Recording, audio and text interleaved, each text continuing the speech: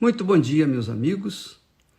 Deus os abençoe de forma abundante, de forma extraordinária, de forma que Ele, Deus, o Todo-Poderoso, o Deus de Abraão, de Isaque, o Deus de Jacó, Ele venha ser visto, sentido, através da sua vida. Quer dizer, a sua vida seja uma fonte para a glória de Deus e a salvação de outras tantas pessoas. É o que nós queremos para vocês. Essa é a vontade de Deus para todos nós. O texto de hoje tem muito a ver com a história que eu vou contar para você. Ontem nós contamos a história da vaquinha, né? Você lembra do sábio e o seu discípulo. Hoje eu quero contar outra história. Essas historinhas são muito bacanas porque elas não deixam a gente esquecer e a importância da mensagem que elas trazem para a gente. Então, conta-se a história de um homem que sonhou. Ele sonhou que estava num deserto. Mas um deserto assim, árido, completamente vazio de tudo e de todos. De forma que ele olhava para um lado, olhava para o outro, para o norte, para o sul, para o leste, oeste, etc., e não via nada, nada, absolutamente nada. Ele não tinha assim uma direção para seguir.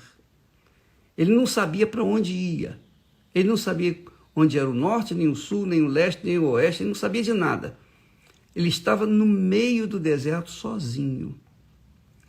E ele queria chegar até a Nova Jerusalém, a cidade da felicidade eterna, que Jesus prometeu. Então, vendo a sua necessidade, o seu desejo de querer chegar à Nova Jerusalém, então um anjo lhe apareceu e perguntou-lhe: o que você quer? Para onde você está indo? Ele falou: eu estou perdido, estou completamente perdido, eu não sei para onde eu vou, mas uma coisa eu sei, eu quero chegar na cidade da felicidade, a Nova Jerusalém prometida pelo Senhor Jesus. Então o anjo fez-lhe aparecer uma cruz enorme e falou para ele: olha, você tome essa cruz e leve-a nessa direção, e apontou o dedo. Mas presta atenção, não olhe, não fique olhando nem para a direita nem para a esquerda. Não se desvie de jeito nenhum, vai num caminho reto, no caminho da retidão, da justiça, o caminho da luz. Você sabe que o caminho da luz é reto. A luz não faz curva. Então, ela segue num caminho de justiça. Por isso, Jesus é a luz do mundo.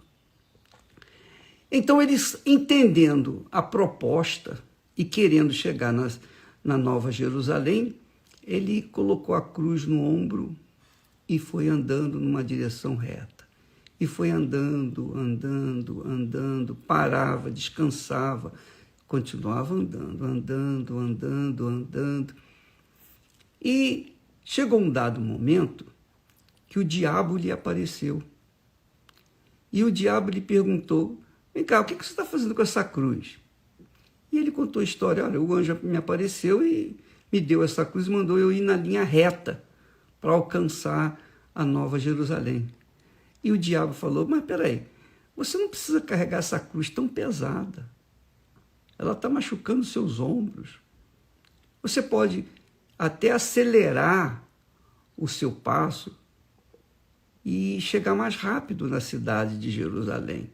Quer dizer, o diabo sempre traz facilidade. Ele sempre oferece facilidade. É como os políticos fazem normalmente. Eles criam dificuldades para venderem as facilidades. Então o diabo apareceu com a facilidade. E então o homem imediatamente aceitou aquela sugestão, cortou os braços da cruz, cortou o pé da cruz, diminuiu um pouco onde estava a cabeça da cruz e colocou a cruz debaixo do braço e foi feliz da vida. Agora não estava mais pesada, a cruz ficou leve e ele foi em frente, feliz da vida, que ia chegar na cidade da felicidade. E quando foi entardecendo, ele viu uma luz enorme. E ele ficou mais animado e apressou o passo, porque ele sabia que ali era a cidade da Nova Jerusalém. Porém, quando ele foi se aproximando da cidade, ele observou que havia um enorme precipício entre onde ele estava e a Nova Jerusalém. E ele ficou, o que eu faço? Olhou para um lado, olhou para o outro, não viu ponte. Então, o anjo lhe apareceu de novo e perguntou, o que houve? Ele falou, eu cheguei aqui, eu quero atravessar, mas eu não estou vendo ponte. Ele falou, o anjo lhe falou, cadê a cruz que eu lhe dei? Não, olha, o diabo apareceu, me sugeriu cortar para ficar mais fácil, e eu cortei, agora aqui é a cruz. Eu falei, não, essa não é a cruz que eu te dei. A cruz que eu te dei, ela daria para você atravessar, colocaria de um lado de outro e poderia passar por cima e entrar na cidade da felicidade. Agora, eu não posso fazer mais nada. A única cruz que você tinha era aquela que pertencia a você. Você cortou a cruz, eu não posso fazer nada. Então, amiga e amigo, isso mostra que cada um tem que tomar a sua cruz.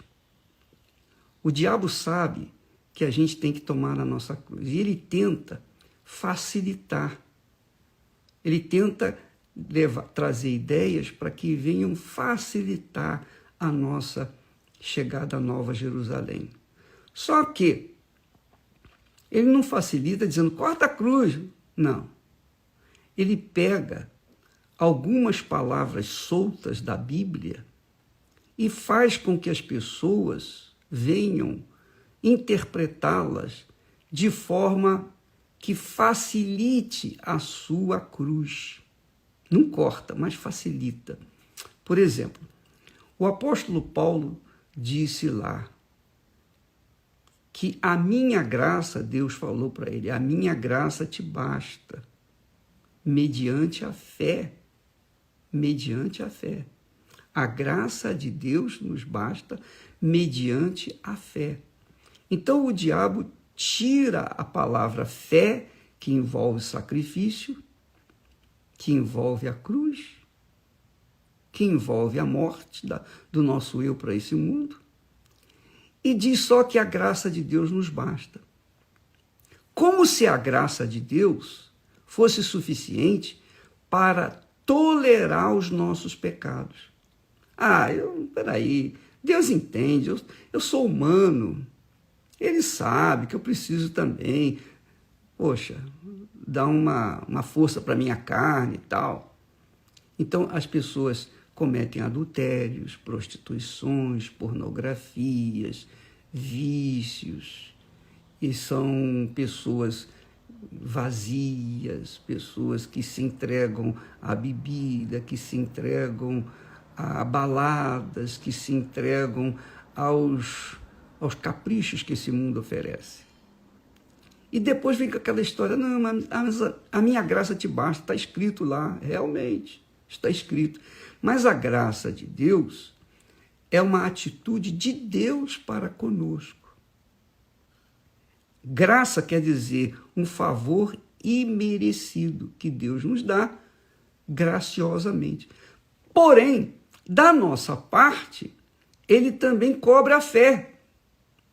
A fé na graça dele, a fé no amor dele, a fé no sacrifício dele por nós, que obviamente, impõe o nosso sacrifício também.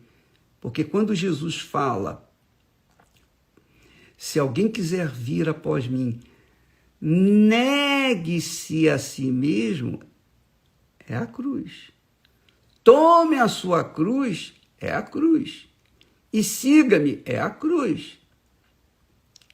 E cruz, meus amigos, é um símbolo da morte, é um símbolo de sacrifício, é um símbolo de você morrer para o mundo e viver em função da sua fé no Senhor Jesus. Então, você que me ouve nesse momento, que nos assiste, e que já ouviu muito falar, minha graça te basta, minha graça te basta, não vai nessa história não, porque essa história de que a minha graça te basta, você tem que entender o contexto. Tem que entender muito bem o contexto, porque na época em que Paulo reclamou, pediu, orou a Deus, meu Senhor, tira esse espinho, mensageiro de Satanás, que está na minha carne, está machucando a minha carne. E Deus lhe respondeu, a minha graça te basta. A minha graça te basta. E Paulo se conformou com aquele espinho enviado de Satanás. Por quê? Porque aquele espinho era uma proteção para Paulo. Enquanto ele tivesse aquele espinho na sua carne, ele não viria se ensoberbecer. Ele não viria se orgulhar das revelações que Deus lhe havia dado. Então, Deus, da parte dele, já tinha dado a graça para Paulo. E Paulo tinha abraçado a fé no Senhor Jesus, o qual ele tanto perseguiu. Então, a fé é imprescindível para você tomar posse dessa graça. Se a graça de Deus fosse suficiente, então todo mundo seria salvo. Todo mundo iria para Nova Jerusalém. E você sabe que não é assim. Porque seria só da parte de Deus, a ação da parte de Deus. E, na realidade, é a ação da parte de Deus junto com a fé. Porque, como está escrito, e o próprio apóstolo Paulo fala lá aos Hebreus, capítulo 11, versículo 6, ele diz assim, sem fé é impossível agradar a Deus, porquanto é necessário que aquele que se aproxima de Deus creia, tenha certeza de que ele é galardoador dos que o buscam, não fala nada de graça. Então, para que eu possa agradar a Deus, eu tenho que manifestar a minha fé. Manifestar a minha fé não é dizer, eu acredito em Deus, eu creio em Deus e continuar vivendo no pecado. Não. Crer em Deus significa renúncia do nosso eu neste mundo. Renúncia do nosso eu neste mundo. Você quer casar? Você quer satisfazer a sua carne? Então você casa. Existe uma forma de você satisfazer a sua carne sem viver no pecado. Deus instituiu o casamento, o sagrado matrimônio.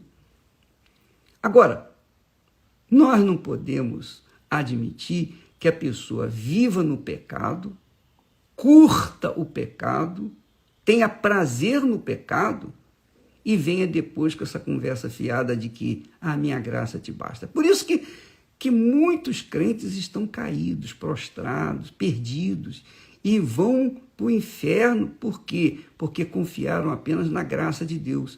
Não tomaram a atitude de manifestar a sua fé em Deus. Veja só como Jesus, como diz o texto sagrado lá de Mateus, capítulo 8, Mateus capítulo 8, Jesus diz assim, diz o capítulo 8, versículo 34, e chamando a si a multidão, olha só, chamando a si a multidão com os seus discípulos, disse-lhes, se alguém quiser vir após mim, se alguém, quem tem sede, se alguém quiser vir após mim, negue-se a si mesmo. Isso é sacrifício. Você negar a sua carne é sacrifício. Negar o seu pecado é sacrifício. Negar a sua cruz pesada e cortá-la e ficar pequenininho, carregá-la no pescoço pendurado, é fácil, é mole. Jesus disse que se alguém quiser vir após mim, negue-se a si mesmo. Porque para você carregar a cruz de Jesus, que é a renúncia deste mundo, que é odiar este mundo, você primeiro tem que negar a si mesmo. Como é que eu vou tomar a cruz sem ter que negar a mim mesmo? Não é possível. Primeiro, negue-se a si mesmo, sacrifício. Tome a sua cruz e siga-me. E siga-me. Porque qualquer que quiser salvar a sua vida, perdê-la-á. Qualquer que perder a sua vida por amor de mim e do Evangelho, esse a salvará. Pois o que adianta o homem ganhar o mundo inteiro e perder a sua alma? Que adianta você gastar toda a sua juventude, toda a sua força, toda a sua virilidade, toda a sua beleza na luxúria, nos prazeres da carne? Mas um dia você vai ficar velho, viu? Vai ficar igual eu. Você vai perder o cabelo, vai ter que fazer plásticas, etc. Enfim, você vai tentar maquiar a sua velhice, não vai ter jeito. Cada vez vai ficando mais murcho, vai ficar igual um maracujá de gaveta. E o pior de tudo, a sua alma vai para o inferno se você não seguir Jesus, não negar-se a si mesmo, não tomar a sua cruz e segui-lo dia após dia após dia. Por favor, minha amiga, meu amigo, essas igrejas, esses pastores, esses crentes que pregam a felicidade ou a salvação de qualquer maneira, eles estão enganando vocês. Eles estão se apoiando no pecado. Eles estão se esquecendo da palavra do próprio Senhor Jesus. Aqui não foi um profeta que falou, não, foi o próprio Deus quem falou. Se alguém quiser vir após mim, negue-se a si mesmo, tome a sua cruz e siga-me. Então a gente tem que negar mesmo. E negar não é fácil, é sacrifício. A coisa mais difícil que tem é negar a nossa vontade. Você, para negar a si próprio, você tem que lutar contra si mesmo. É uma guerra. Mesmo crente, mesmo batizado com o Espírito Santo, todo dia a gente tem que negar a nossa carne. Todo santo dia. E eu posso falar isso para você, que eu sirvo ao meu Senhor há 57 anos praticamente. Pense nisso. E cuide da sua alma, porque a sua alma é eterna. Seu corpo, nosso corpo, passa, vira pó, mas a nossa alma é eterna. Ou ela vai viver eternamente com Deus, ou eternamente no lago de fogo e enxofre, onde já estarão o inferno, a morte, a besta, Satanás estará lá. Vai estar tudo empacotado lá no lago de fogo e enxofre. Bem, mas isso é outro assunto. Fica aí a palavra de alerta para quem tem juízo, para quem tem ouvidos para ouvir e obedecer. Deus abençoe, abrindo seu entendimento, que a ficha venha cair e você compreenda e coloque em prática. Em nome do Senhor Jesus. Amém.